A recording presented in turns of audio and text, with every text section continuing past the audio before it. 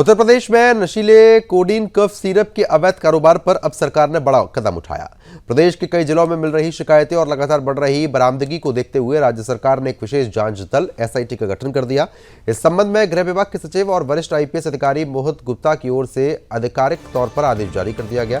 सरकार का यह मानना है कि यह मामला अब सिर्फ अवैध दवा बिक्री तक सीमित नहीं रहा, बल्कि इसके तार एक संगठित नेटवर्क, अंतर्राज्यीय तस्करी और कुछ फार्मा कंपनियों की सनद गतिविधियों तक पहुंच चुके हैं। इसी वजह से इस पूरे मामले की गहराई से जांच एसआईटी को सौंप दी गई है। कोडीन एक नियंत्रित ड्रग श्रेणी की दवा है जिसका उपयोग डॉक्टर गंभीर खांसी में सीमित मात्रा में करते हैं, लेकिन पिछले कुछ सालों से इसका दुरुपयोग नशे के रूप में काफी बढ़ गया है। आरोप है कि कई मेडिकल स्टोर बिना पर्चे के ये सब जो कफ सिरप है उसको बेच दिया करते हैं, जबकि कुछ जगह फर्जी डॉक्टरों के नाम पर भी भारी मात्रा में पर्चे तैयार किए गए हैं। पुलिस और नारकोटिक्स विभाग इसकी लगातार जांच कर रहा है। लखनऊ से हमारे संवाददाता सुमित श्रीवास्तव हमारे साथ जुड़ चुके हैं इस खबर पर अपडेट देने के लिए। सुमित, जिस तरीके से लगातार इस कंपनी के खिलाफ कार्रवाई भी हुई है और इस मामले में लगातार चाहे पूरे उत्तर प्रदेश की हम बात करते हैं एक्शन लिया जा रहा है, क्या कुछ अधिक अपडेट आपके पास है अभी? देखिए, जैसे इस मामले की गंभीरता से आप ऐसे देख सकते हैं, क्योंकि देखिए आप उत्तर प्रदेश की अगर बात करें तो योगी सरकार जीरो टॉलरेंस पे यहाँ पे काम कर रही है और 28 जिलों में 128 मुकदमे दर्ज हो चुके हैं, जिसमें 35 गिरफ्तारियां हो चुकी हैं। और अगर हम उत्तर प्रदेश में एक बनारस की बात करें, वाराणसी जिला की बात करें, तो वहां पे 38 मुकदमे अकेले वहीं पे उसी डिस्ट्रिक्ट में दर्ज हुए हैं, जिसमें गिरफ्तारियां भी काफी हो चुकी हैं। तो जिसमें मैं अगर 3 की बात बताऊं तो जो सुपर स्टॉकिस्ट हैं, जिसमें जो गिरफ्तारियां हुई हैं 35 लोगों की, उसमें से जो 3 सुपर स्टॉकिस्ट हैं, जिसके मालिक हैं विभोर और सौरभ त्यागी और भोलानाथ जायसवाल, जिसमें 3 गिरफ्तारियां हुई। ये सुपर स्टॉकिस्ट ऐसे हैं जो अपने फर्म के नाम पे कितने सारे फर्म बना रखे हैं उत्तर प्रदेश में, और उन फर्मों को कोई और चलाता है, नाम उनका रहता है। लेकिन आपको बता दें कि अभी भी उन पर कार्रवाई की जा रही है।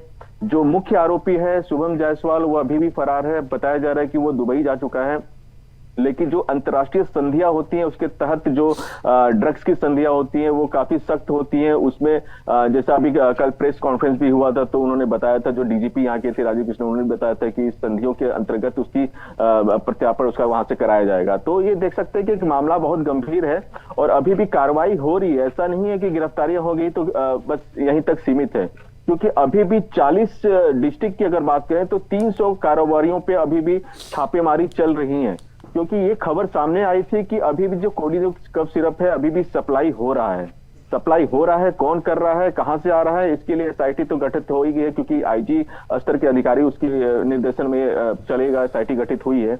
तो जो 300 कारोबारी हैं उन पे नजर रखी गई है कि कहां से इनको मिला हुआ है। और आपको बता दें कि अभी तक जो जिनके लाइसेंस रद्द हो चुके हैं, जिनके लाइसेंस अब रिन्यू नहीं हुए हैं, उनके पास भी 1 से 3 लाख तक का जो है अभी कोडीन जो कफ सिरप होता है सप्लाई हुआ है।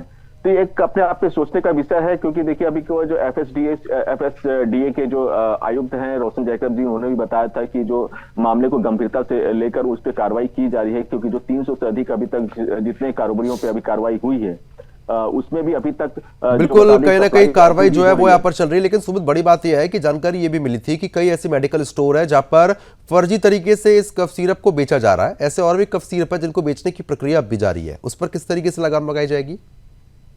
बिल्कुल, देखिए आपको बता दूं कि एक प्रक्रिया होती है। अगर हम रिटेलर की बात करें तो रिटेलर के पास एक बी फार्मा का डिग्री होता है, तभी वो सप्लाई कर सकता है, क्योंकि उसके पास जब सप्लाई आती है वो तो या तो स्टॉकिस्ट से आती है या तो जो फार्मा का कंपनी का एम्प्लॉय होता है वो देता है। दूसरा जो स्टॉकिस्ट होता है जो सीधे डायरेक्ट कंपनी से लेता है। तो सबसे बड़ी नजर उस स्टॉकिस्टों पे रखी जा रही है, क्योंकि जो एक फर्म होता है वो एक फर्म किसी दूसरे के नाम पर भी चल सकता है। क्योंकि अगर किसी ने एक ने खोल दिया, जैसे शुभम जायसवाल का अगर मैं बताऊं मुख्य आरोपी था, उसके नाम पे बहुत सारे फर्म चल रहे थे और उसके पास जरूरी दस्तावेज नहीं थे, जरूरी कागजात नहीं थे। क्योंकि देखिए एक के नाम पे खुल गया तो वो अपने नाम पे कम से कम 20-25 चला सकता है।